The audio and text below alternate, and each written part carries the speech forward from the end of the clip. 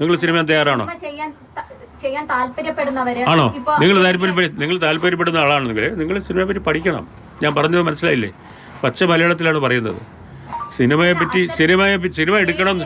എടുക്കണമെന്നുണ്ടെങ്കിൽ അതിനോടുള്ള ആഗ്രഹം മാത്രം പോരാ, അത് പഠിക്കണം. പഠിക്കാനായിട്ടൊരു ഫിലിം ഇൻസ്റ്റിറ്റ്യൂട്ടിൽ പോയി പഠിക്കാൻ ഇപ്പോൾ സമയമില്ല. ഇപ്പോൾ അവർക്കൊരു ഒരു പ്രോജക്റ്റിന് അനുവാദം കൊടുത്തു കഴിഞ്ഞാൽ വലിയ സമയമില്ല. അതുകൊണ്ടാണ് പറഞ്ഞത് വിദഗ്ധന്മാരുടെ മേൽനോട്ടത്തിൽ 3 മാസമെങ്കിലും കുറഞ്ഞത് 3 മാസമെങ്കിലും അവർക്ക് ട്രെയിനിങ് കൊടുക്കണം.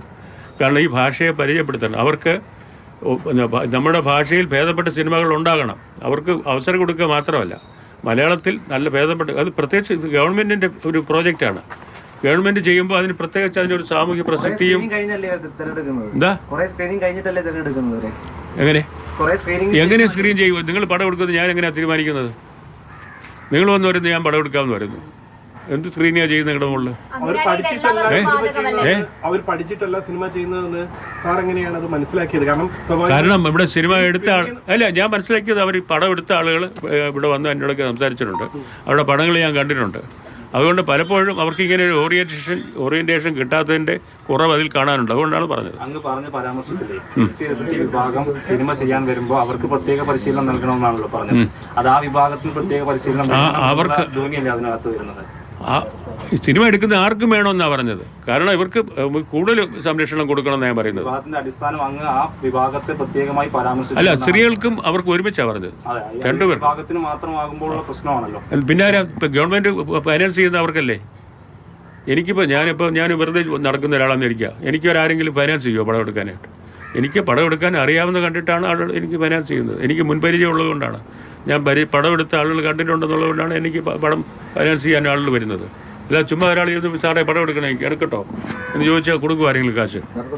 ഗവൺമെൻറ് കാശ് കൊടുക്കുന്നത് ഒരു നല്ല ഉദ്ദേശത്തിന് വേണ്ടിയാണ് ചെയ്യുന്നത്.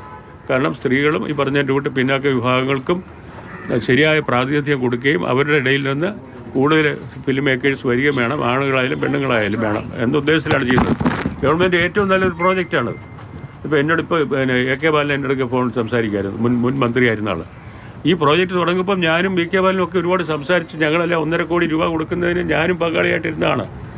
പക്ഷേ ഇന്ന് നമ്മളതിനെപ്പറ്റി പരിശോധിക്കുമ്പോൾ ഈ ടെക്നോളജി അധികം മാറി. ഇന്ന് നിങ്ങളുടെ സെൽഫോണിൽ വേണമെങ്കിൽ നിങ്ങൾക്ക് സിനിമ എടുക്കാം. ഈ വലിയൊരു ഹ്യൂജ് എമൗണ്ട് ചിലവാക്കേണ്ട ആവശ്യമില്ല. ഈ പണം കൊണ്ട് 3 പേർക്ക് സിനിമ എടുക്കാം. അതല്ലേ പ്രധാനം. ഈ 3 പേർക്കും ട്രെയിൻ ചെയ്യുക അവരെ. അങ്ങനെ ഒരു പോസിറ്റീവായിട്ടുള്ള കാര്യമാണ് പറഞ്ഞത്. അതിന് എന്ത് നെഗറ്റിവിറ്റി ഉണ്ടാക്കിയത് എങ്ങനെയാണ് നിങ്ങൾ? അല്ല, മന്ത്രി ഒരു ഫിലിം മേക്കർ അല്ലല്ലോ. ആണോ? ഞാൻ എൻ്റെ 60 വർഷത്തെ എൻ്റെ സിനിമാ ജീവിതത്തിൻ്റെ പശ്ചാത്തലത്തിലാണ് ഞാൻ സംസാരിക്കുന്നത്.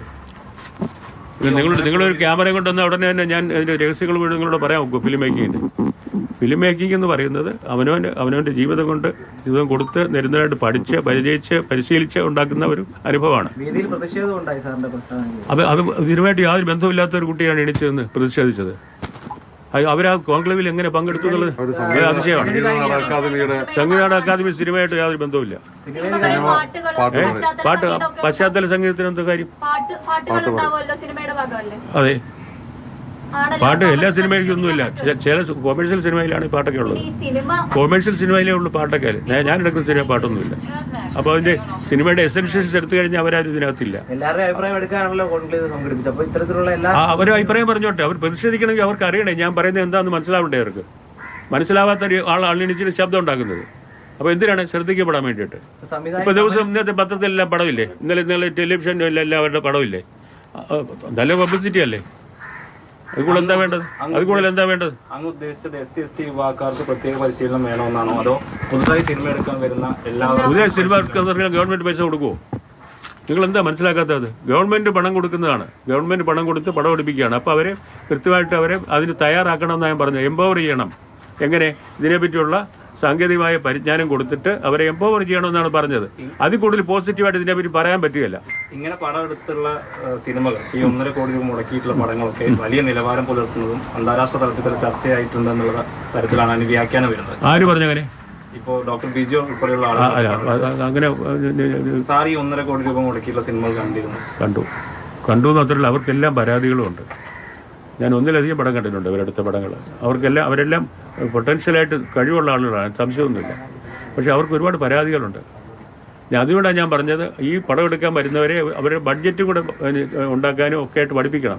എങ്ങനെയാണ് പബ്ലിക് ഫണ്ട്സ് ഇതിനു വേണ്ടി തന്നിരിക്കുന്നത്? അത് ഗവൺമെൻറ്റിൻ്റെ വലിയൊരു ഒരു പ്രോജക്റ്റാണ്. അവരെ യാതൊരു നിബന്ധനകളും ഇല്ലാതെ കൊടുക്കുന്നത്. അവർ പടം എടുക്കാനുണ്ട്, തിരിച്ചടയ്ക്കാനൊന്നും വേണ്ട. നമ്മളൊക്കെ പണ്ടൊക്കെ ഫിലിം ഫൈനാൻസ് കോർപ്പറേഷനൊക്കെ ഉണ്ടായിരുന്ന സമയത്ത് എൻ്റെ ആദ്യത്തെ പടമൊക്കെ എടുക്കുമ്പോൾ നമ്മൾ സെക്യൂരിറ്റി കൊടുത്തിട്ടാണ് അവർ ലോൺ തരുന്നത് നമുക്ക്. അതും 18% ഇൻട്രസ്റ്റിൽ. അന്ന് അങ്ങനെയാണ് പടം എടുക്കുന്നത്. എന്നിട്ട് നമ്മൾ തിരിച്ചടയ്ക്കണം. അടച്ചില്ലെങ്കിൽ നമ്മുടെ വസ്തുവും ഇതെല്ലാം ജപ്തി കൊണ്ടുപോകും. ആ കണക്കിലാണ് പണം കിട്ടുന്നത്. അല്ലാതെ വേറൊരു സോഴ്സിൽ പണം കിട്ടത്തില്ല.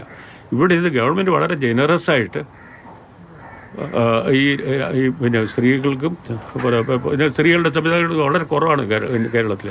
അത് ഞാൻ ഇന്നലെ സംസാരിക്കുമ്പോൾ പറഞ്ഞു, 1-2 പേരുണ്ട്, അവർ നല്ല ഡയറക്ടേഴ്സാണ്, നല്ല ഫിലിം മേക്കേഴ്സാണ്, അതുപോലെ കൂടുതൽ പേര് വരണം എന്നാണ് പറഞ്ഞത്. എങ്ങനെ ഇതിനകത്ത് നെഗറ്റിവിറ്റി ഉണ്ടാക്കി കണ്ടുപിടിച്ചു എന്നുള്ളത് എനിക്ക് അതിശയമാണ്. അങ്ങനെക്കെതിരെ ഇപ്പോൾ പരാതി കൊടുത്തിരിക്കുകയാണ് പോലീസിൽ.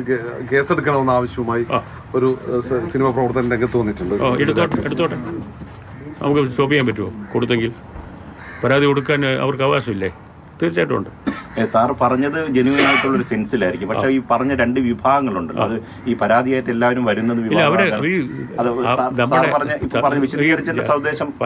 പരക്കെയുള്ള വിജ്ഞാനക്കുറവ് കൊണ്ടാണ്, ഈ അറിവ് കേടുകൊണ്ടാണ് അവർ ഒഫൻഡഡ് ആവുന്നത്. അവർക്ക് പരിശീലനം കൊടുക്കണമെന്ന് പറഞ്ഞു. ഭയങ്കര തെറ്റല്ലേ?